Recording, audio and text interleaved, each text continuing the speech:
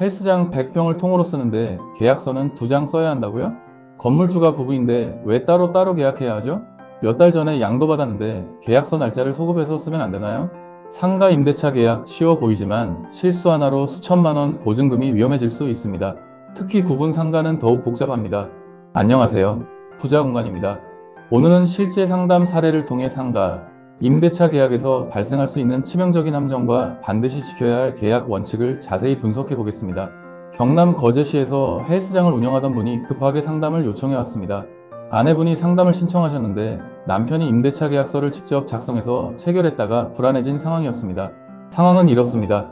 본인이 운영하던 헬스장을 다른 분에게 양도하게 되었고 새로운 임차인과 건물주 간의 임대차 계약이 필요한 시점이었습니다. 헬스장 규모는 건물 2층 전체 약 100평입니다. 실질적으로는 벽을 다 트고 하나의 공간으로 사용하고 있죠. 그런데 등기부등본을 확인해보니 문제가 보이기 시작했습니다. 2층이 201호부터 216호까지 총 16개의 호실로 구분되어 있었습니다. 더 중요한 건 소유자가 2명이라는 겁니다. 201호부터 206호까지는 김씨 소유, 207호부터 216호까지는 한씨 소유, 건물 2층이 정확히 반반씩 나뉘어 있는 구조였습니다. 여기서 의뢰인의 고민이 시작됩니다. 등기부등본상으로는 나눠져 있지만 실제로는 하나의 공간으로 쓰고 있는데 계약서도 하나로 쓰면 안 되나요? 두 소유자가 부부라고 하던데 그럼 한 사람하고만 계약해도 되는 거 아닌가요? 추가로 더 복잡한 상황이 있었습니다. 실제로는 올해 1월부터 신규 임차인이 헬스장을 운영하고 있었습니다. 그런데 건물주의 건강 상태로 인해 계약서를 아직 작성하지 못한 상태였죠. 기존 임차인 명의로 몇 달간 운영해 온 겁니다.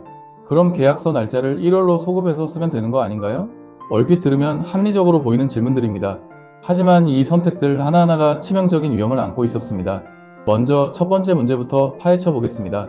100평을 하나로 쓰는데 계약서도 하나로 쓰면 안 되나요? 답은 명확합니다. 절대 안 됩니다. 왜 그럴까요? 상가 10개 호실을 합실로 임대차 계약을 체결하려면 반드시 소유주별로 계약을 체결해야 합니다.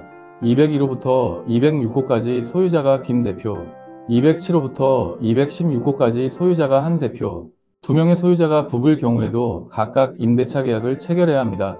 임차인 입장에서는 10개 호실을 합실로 사용하고 있습니다. 하지만 구분상가의 경우 호실별로 소유자가 다르면 법적으로는 완전히 별개의 부동산입니다. 생각해보세요. 만약 계약서를 한 장만 썼는데 나중에 김 대표와 한 대표 사이에 문제가 생긴다면 만약 한 대표 소유의 207호부터 216호에 대해 다른 채권자가 가압류를 걸어버린다면 임차인은 보증금 절반에 대한 권리를 주장할 근거가 사라집니다. 상가 건물 임대차 보호법의 보호를 받으려면 각 호실별 소유자와 정식으로 계약을 체결해야 합니다. 확정이자도 임대차 계약서 각각 받아야 합니다. 그럼 소유자 중 한 명이나하고만 계약해도 된다고 하면요? 이것도 위험합니다. 만약 김 대표가 본인하고만 계약을 체결해도 된다고 해도 207호부터 216호 소유자인 한 대표에게 반드시 위임을 받아야 합니다. 위임장, 인감증명서, 신분증, 사본, 가족관계증명서를 첨부해서 계약서를 체결해야 합니다. 또한 몇 가지 추가 조치가 필요합니다. 명의자 본인과 직접 계약 사실에 관한 전화통화를 해야 합니다. 해당 호실에 관한 보증금의 계약금과 잔금은 반드시 각 소유주 계좌로 송금해야 합니다. 계약서 특약사항에 위임 계약임을 명확히 명시해야 합니다. 왜 이렇게 복잡하게 해야 하나요? 나중에 분쟁이 생겼을 때 임차인 보호를 위해서입니다. 실제로 제가 상담했던 다른 사례에서 부부 소유 상가를 남편하고만 계약했다가 나중에 이혼 과정에서 보증금 절반을 돌려받지 못한 경우가 있었습니다. 위임 절차를 제대로 밟지 않았기 때문이죠. 이제 두 번째 문제를 살펴보겠습니다. 몇 달 전에 양도 받았는데 계약서 날짜를 1월로 소급해서 쓰면 안 되나요? 현재 상황을 정리해 볼까요? 기존 임차인이 몇 달 전에 사업장 운영권을 양도했습니다. 신규 임차인은 실질적으로 1월부터 헬스장을 운영하고 있었습니다. 하지만 임대차 계약서는 아직 작성하지 못한 상태입니다. 그럼 계약서를 1월로 소급해서 쓰면 될까요? 답은 명확합니다. 절대 안 됩니다. 반드시 현재 시점으로부터 임대차 계약 조건을 임대인과 협의해서 계약을 체결해야 합니다. 왜 그럴까요? 임대차 개시일 기준으로부터 여러 가지 법적 책임이 시작되기 때문입니다. 사업자 등록증 발급, 확정일자 부여, 임차인의 지위로 인한 보증금 납부, 임대료 및 관리비 납부 의무, 이 모든 게 임대차 개시일을 기준으로 발생합니다. 만약 1월로 소급해서 계약서를 쓴다면 1월부터 현재까지 임대료와 관리비를 소급해서 납부해야 할 의무가 생길 수 있습니다. 세무신고 문제도 발생합니다. 사업자 등록을 1월에 했어야 하는데 지금 하면 가산세가 부과될 수 있습니다. 더 큰 문제는 보증금 보호입니다. 확정일자를 1월에 받았어야 하는데 지금 받으면 그 사이에 다른 채권자가 끼어들 수 있습니다. 1월부터 지금까지 발생한 여러 법적 책임과 권리 관계가 꼬이게 되는 겁니다. 그럼 어떻게 해야 하나요? 정답은 이겁니다. 임대인과 사전 협의를 통해 기존 임차인의 임대차 조건으로 신규 임대차 계약을 체결해달라고 요청하세요.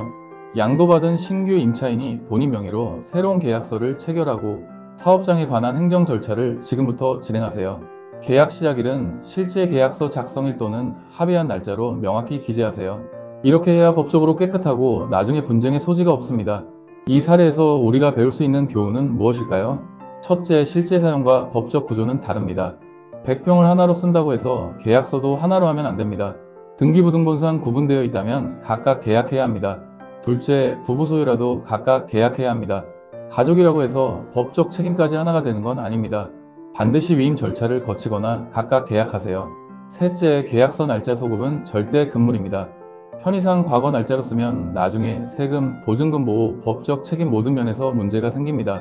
넷째, 상가 임대차는 주택보다 훨씬 복잡합니다. 구분상가, 합실 사용, 위임 계약, 확정일자, 사업자 등록, 놓치면 안 되는 절차가 많습니다. 실제로 이 의뢰인분은 남편이 임의로 계약서를 작성했다가 불안해져서 상담을 요청하신 겁니다. 다행히 아직 계약 전이었고 올바른 방법으로 다시 진행할 수 있었습니다.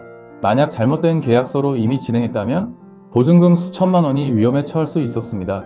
여러분도 비슷한 고민을 하고 계신가요? 상가 임대차 계약서 어떻게 써야 안전한가요?